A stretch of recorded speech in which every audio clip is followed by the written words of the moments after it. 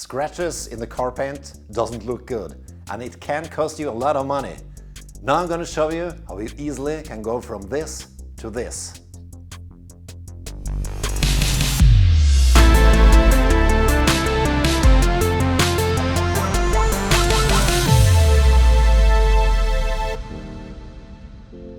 If the scratch is like this, you can easily see it, and I can even feel it when I put my fingernail on it.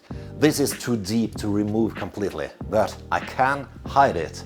Right now the scratch is formed like a V, with sharp edges that reflect the lights back to my eyes, meaning that I easily can see the scratch.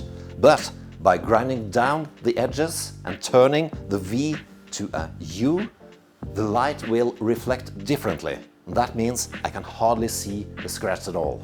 And for this task I'm going to use my trusty friend RUPES BIGFOOT Duetto. And as you can see, it's well used. This is a random orbital polisher.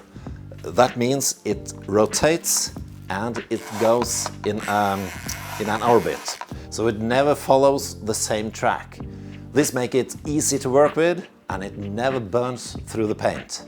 So what I do, I start with this polisher pad from TURISIMO. This is number 2, which means this is hard to medium pad. And I use it together with SONAX Ultimate Cut. This is an abrasive polish, and together this will grind down the sharp edges of the scratch. So I put this on the polisher, and then I have to shake this well. And then I apply 4 or 5 pea-sized drops of polish on the pad.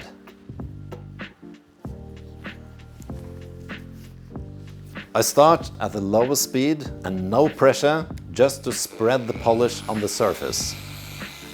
When that's done, I turn to full speed and start working on the scratch. But still no pressure. Let the polisher do the work for you.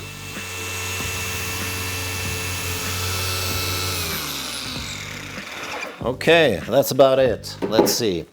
I wipe off the remaining polish, and just as I expected, it's almost invisible to the naked eye. I can still feel it with my fingernail, but to everyone else, this is an invisible scratch.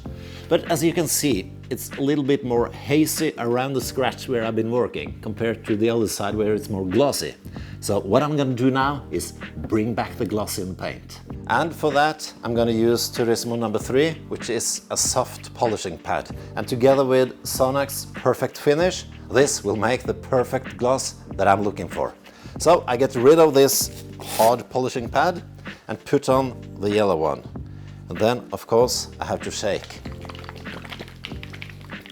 And then I put just a few drops, just 4 or 5 drops on the polisher pad. And then, just like earlier, I start on low speed, and then I work on high.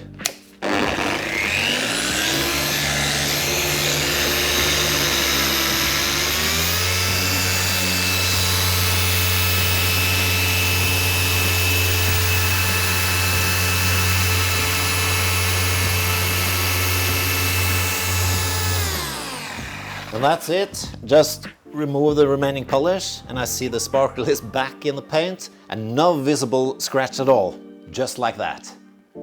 If you enjoyed this video and would like to see more of this type of content, please give me a like and subscribe to our channel.